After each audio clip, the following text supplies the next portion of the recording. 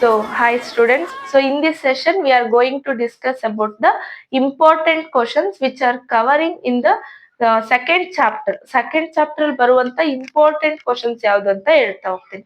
So second chapter name ಯಾವುದು? That's second chapter human reproduction.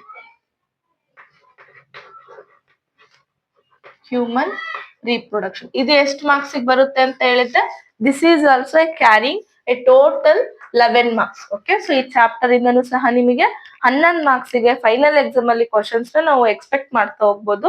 So ಇಲ್ಲಿನೂ ಅಷ್ಟೇ same marks distribution ಇರ್ಬೋದು.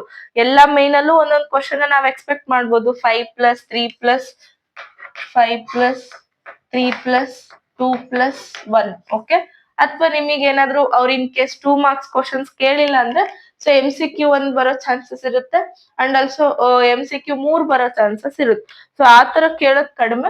So 11 marks ಇರೋದ್ರಿಂದ 5 ಮಾರ್ಕ್ಸ್ ಅಲ್ಲಿ ಒಂದು ಕಂಪಲ್ಸರಿ ಕ್ವಶನ್ ಇದ್ದೇ ಇರುತ್ತೆ. So we can expect the diagram based question compulsory. ಈ ಚಾಪ್ಟರ್ ಇಂದ ಒಂದು ಡಯಾಗ್ರಾಮ್ ಇದ್ದೇ ಇರುತ್ತೆ. Okay, so next 3 marks question ಒಂದು ಎಕ್ಸ್ಪೆಕ್ಟ್ ಮಾಡ್ಬೋದು, 2 ಮಾರ್ಕ್ಸ್ ಇಂದನೂ ಒಂದು ಎಕ್ಸ್ಪೆಕ್ಟ್ ಮಾಡ್ಬೋದು, 1 ಮಾರ್ಕ್ಸ್ ಕ್ವಶನ್ ಸಹ ನಾವು MCQ ಅಲ್ಲಿ ಎಕ್ಸ್ಪೆಕ್ಟ್ ಮಾಡ್ಬೋದು. Okay, so coming to the first 5 marks questions.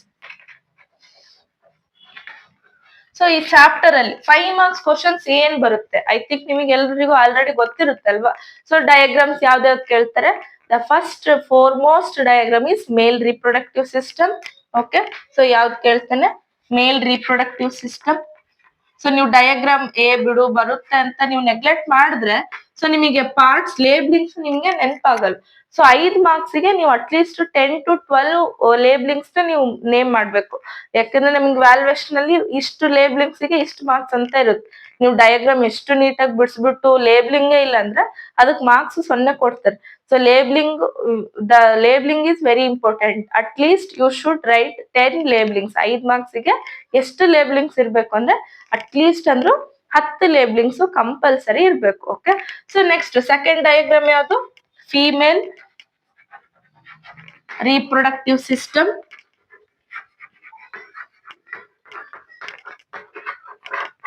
Okay, male reproductive system ಕೇಳ್ಬೋದು, ಫೀಮೇಲ್ ರೀಪ್ರೊಡಕ್ಟಿವ್ ಸಿಸ್ಟಮ್. ದೆನ್ ಇನ್ಯಾವ್ದು ಕ್ವಶನ್ ಕೇಳ್ತಾನೆ? That is the structure of mammary gland.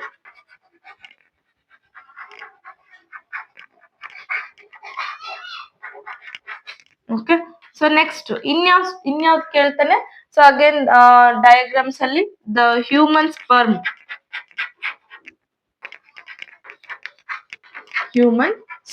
So ಇಷ್ಟು 4 ಡಯಾಗ್ರಾಮ್ಸ್ ಅಲ್ಲಿ ಒಂದು ಕಂಪಲ್ಸರಿ ಯಾವ್ದಾದ್ರು ನಿಮಗೆ 5 ಮಾರ್ಕ್ಸ್ ಅಲ್ಲಿ ನಾವು ಈಸಿಯಾಗಿ ಎಕ್ಸ್ಪೆಕ್ಟ್ ಮಾಡ್ಬೋದು. ಹೋದ ವರ್ಷದ್ ಬಂದಿದೆ ಡಯಾಗ್ರಾಮ್, ಈ ವರ್ಷ ಬರಲ್ಲ ಅನ್ನೋ. ಹೋದ ವರ್ಷ ಬಂದಿದೆ, ಈ ವರ್ಷನೂ ಬರ್ಬೋದು. ಸೊ ಈ ಚಾಪ್ಟರ್ ಇಂದ ಪಾಸಿಂಗ್ ಸ್ಟೂಡೆಂಟ್ಸಿಗಂತ ಒಂದು ಡಯಾಗ್ರಾಮ್ ನ ಕಂಪಲ್ಸರಿ ಕೊಡ್ತಾರೆ. ಸೊ ಇಷ್ಟು 4 diagram based question. So next coming to the theory based question. So 5 marks ಅಲ್ಲಿ ಇನ್ಯಾವ ತರ ಕೇಳ್ಬೋದು ಈ ಚಾಪ್ಟರ್ ಇಂದ ಅಂದ್ರೆ the explanation of spermatogenesis and oogenesis. So ಇವೆರಡರ ಬಗ್ಗೆ ನಿಮಗೆ ಕೇಳ್ತಾ ಹೋಗ್ತಾರೆ. ಸ್ಪರ್ಮೆಟೋಜೆನೆಸಿಸ್ ಆದ್ರೂ 5 ಮಾರ್ಕ್ಸ್ ಕೇಳ್ಬೋದು.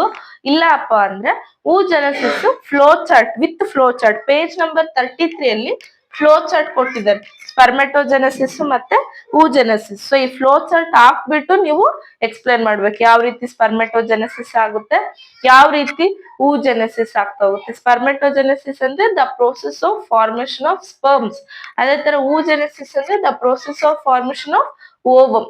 ಸೊ ಯಾವ ರೀತಿ oogenesis ಆಗುತ್ತೆ, ಸ್ಪರ್ಮೆಟೋಜೆನೆಸಿಸ್ ಆಗುತ್ತೆ, ಅದನ್ನ ನೀವು ನೋಡ್ಕೊಳ್ಲೇಬೇಕು. ಓಕೆ, ಸೊ ನೆಕ್ಸ್ಟ್ ಇನ್ನೇನ್ ಕೇಳ್ಬೋದು 5 ಮಾರ್ಕ್ಸ್ ಅಲ್ಲಿ ಅಂತಂದ್ರೆ the complete process of menstrual cycle.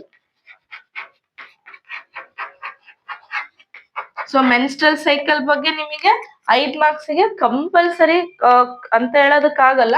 In case ಏನೋ ಡಯಾಗ್ರಾಮ್ ಕೊಟ್ಟಿಲ್ಲಪ್ಪ, ಸೊ ಅವಾಗ ಯಾವ್ದು ಕೇಳ್ತಾನೆ? Menstrual cycle. Okay, menstrual cycle ಆದ್ರೂ ಕೇಳ್ಬೋದು, ಸ್ಪರ್ಮೆಟೋಜೆನೆಸಿಸ್ oogenesis ಇವೆರಡರಲ್ಲಿ ಯಾವ್ದಾದ್ರು ಕೇಳ್ಬೋದು. ಹ್ಯೂಮನ್ ಸ್ಪರ್ಮ್ ಬಗ್ಗೆ ಡಯಾಗ್ರಾಮ್ ಕೇಳ್ತಾನೆ, ಇಲ್ಲ ಅಂದ್ರೆ structure of mammary gland, female reproductive system, male reproductive system. So ಇಷ್ಟು ನಿಮಗೆ 5 ಮಾರ್ಕ್ಸ್ ಇಂದು ಈ ಚಾಪ್ಟರ್ ಇಂದ ನಾವು ಇಷ್ಟು ಕ್ವಶನ್ಸ್ ಎಕ್ಸ್ಪೆಕ್ಟ್ ಮಾಡ್ಬೋದು. ಓಕೆ, ಸೊ ಗೊತ್ತಾಯ್ತಲ್ವಾ? So next coming to the 3 marks, 2 marks, 1 marks. So ಅದನ್ನ ನೆಕ್ಸ್ಟ್ ವಿಡಿಯೋಸ್ ಅಲ್ಲಿ ಡಿಸ್ಕಸ್ ಮಾಡಿ. Okay, thank you.